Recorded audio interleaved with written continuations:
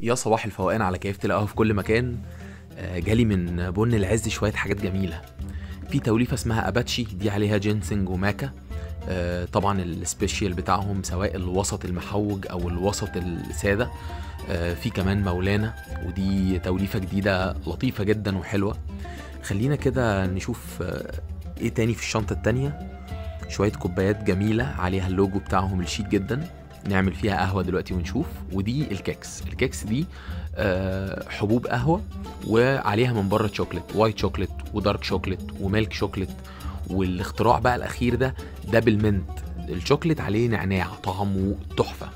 نجرب مع بعض الاباتشي. انا متشوق جدا اجربه لان انا بحب الجينسنج مع القهوه، بيدوا باور وطاقه وفوقان. واللي اعرفه كمان ان هو معاه الماكا، والماكا دي بتدي باور عالي قوي. فيلا بينا باور على باور ونشوف القهوه دي شكلها عامل ازاي. مبدئيا كده ريحه القهوه فعلا حلوه جدا، وقوام القهوه تقيل. انتوا حتى شايفين في جوانب الكوبايه القوام تقيل والوش تقيل. القهوه شكلها مبشر جدا، طعم كمان بصراحة حلو.